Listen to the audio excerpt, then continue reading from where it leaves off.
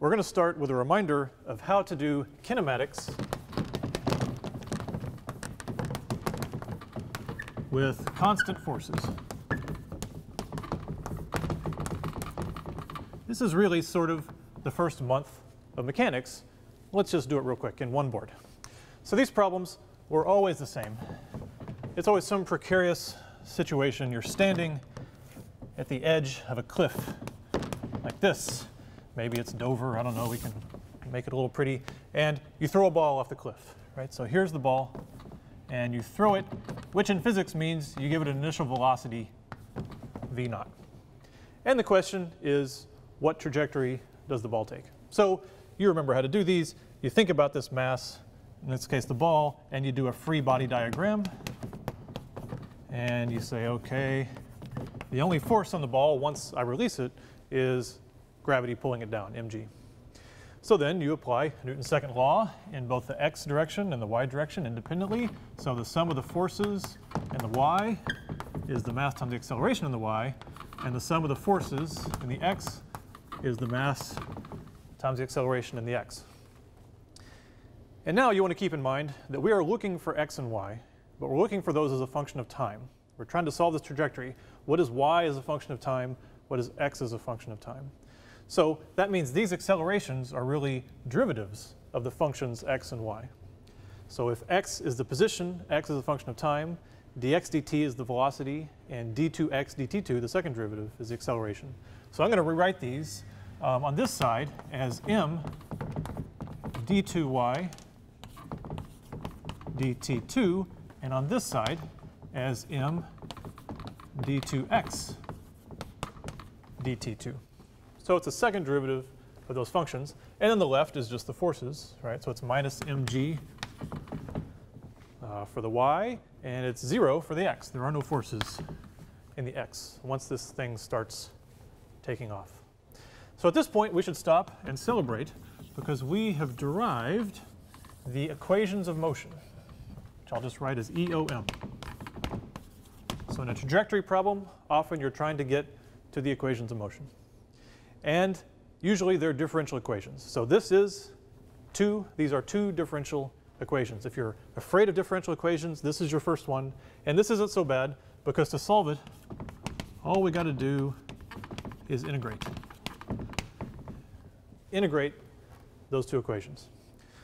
So here we go. Let's see. So I'm going to do a couple simplifications. We're going to cancel the masses here. We can also cancel them here because we have a 0. And I'm going to put this on the other side. Right? So we integrate d2y dt2 with respect to time, and we get dy dt. And the integral of minus g with respect to time is minus gt. But then we need a constant of the integration, plus c1. We're looking for the y position, so we integrate again. The integral of dy dt with respect to time is just y, the thing we're looking for. Integral here is minus 1/2 gt squared. Integral of c1 with respect to time is c1t. And we need another constant of the integration, c2. Okay. Now let's just integrate the x. So the integral of d2x dt2 is the velocity. Dx dt, the integral of 0 with respect to time, is c3 because we don't want to run out of constants. And then x function is, or the derivative, or the integral of dx dt is x. This would be c3t plus c4.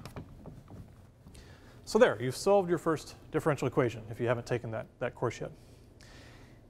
And we get an answer that really does describe the motion. The next step would be to figure out what is C1, what is C2, what is C3, and what is C4. You get those from the initial conditions. We just thought about the forces when we got to here. We didn't think about where it started. Okay, so if we put this base of the cliff as the origin, then it started out at some y naught. Well, if we did all the math, y naught would end up being c2. It also started out with some initial velocity in the y. We could break v naught into v naught y and v naught x. Okay? So if you did the math, c1 would be v naught y, c4 would be x naught, right? We're not quite starting at the origin, we're starting a little bit over, and c3 would be v naught x. So if you took calculus-based physics, you went through this process to solve for the trajectory. If you took non-calculus based physics, you probably just memorized this answer. You were given this answer and you said, it sounds right to me, and you memorized it. And maybe even kind of sounds familiar. Y is equal to y naught plus v naught yt minus 1 half dt squared. Hopefully that rings a familiar bell. Even if you took calculus-based physics, you may have just memorized these equations. I don't know, you never know. But I wanted to take you through it so you can see the general strategy to solving a kinematics problem and to solving almost all physics problems. You have some physical situation, you apply the laws of physics, you get some differential equation that gives you sort of, that always describes the situation, you solve that differential equation, and then you get your real specific answer by plugging in for the initial conditions. That's how it works. So now to test it, let's make sure it worked. So this, if you plot this, it makes a parabola. So I will throw my chalk here and we'll see, sure enough, it made a parabola. So this general strategy will now apply to simple harmonic motion.